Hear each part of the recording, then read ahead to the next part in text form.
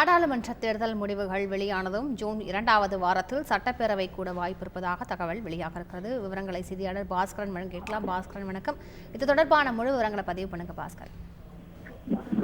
தமிழக சட்டப்பேரவையினுடைய துறை ரீதியான மானிய கோரிக்கை விவாதங்கள் என்பது ஜூன் 2வது வாரத்தில் தமிழக சட்டப்பேரவை கூடும் போது துறை ரீதியான மானிய கோரிக்கை விவாதங்கள் நடைபெறுவதற்கான வாய்ப்புகள் இருக்கிறது. காரணம் என்னவென்றால் தமிழக சட்டசபை கூட்டம் கடந்த பிப்ரவரி மாதம் 12ஆம் தேதி தொடங்கியது. ஆண்டினுடைய முதல் கூட்டத்தொடர் என்பதால் ஆளுநர் RN ரவி உரை நிகழ்த்தினார்.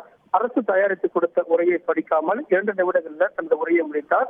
அப்போது தமிழக உரையில அரசியலமைப்புக்கு எதிராக பல்வேறு கருத்துக்கள் இருக்கிறது, தார்மீகத்துக்கு முரணாக பல்வேறு கருத்துக்கள் இருப்பதால் நான் வாசிக்க மாட்டேன் அப்படிங்கறத தெளிவுபடுத்திவிட்டு அமர்ந்தார். இதன் காரணமாக சபாநாயகர் அப்பாவும் கவர்னர் உரையை அரசுடைய உரையை முழுமையாக வாசித்தார். இதன் காரணமாக தமிழக சட்டப்பேரவையில பரபரப்பான சூழ்நிலை நடைபெற்றது.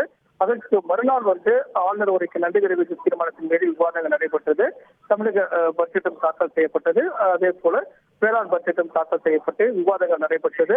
அதற்கு பிறகு தேதி குறிப்பிடாமல் ஒத்திவைக்கப்பட்டது. தமிழக சட்டப்பேரவை மீண்டும் துறை ரீதியான மானிய கோரிக்கை விவாதங்களுக்காக தமிழக சட்டப்பேரவை மீண்டும் கூற வேண்டும். அதற்காக ஜூன் மாதம் 2வது வாரத்தில் தமிழக சட்டப்பேரவை கூட்டத்தொடரை கூட்டி துறை ரீதியான மானிய கோரிக்கை விவாதங்களை நடத்த அரசு ஆலோசித்து வருகிறது. ஜூன் 4ஆம் தேதி நாடாளுமன்ற தேர்தலுக்கான ஓட்டு எண்ணிக்கை என்பது நடைபெற்று முடிந்த பிறகு 6ஆம் தேதி ஒரு தேர்தல் நடத்தை விதிமுறைகளாம் திரும்ப பெறும். அதற்கு பிறகு தமிழக அரசு என்பது தொடர்ந்து இயந்திரம் என்பது இயங்கக்கூடிய வாய்ப்பு இருக்கிறது. அதற்காக அமைச்சர்கள் மற்றும் அதிகாரிகள் எல்லாம் தொடர்ந்து செயல்படுவார்கள்.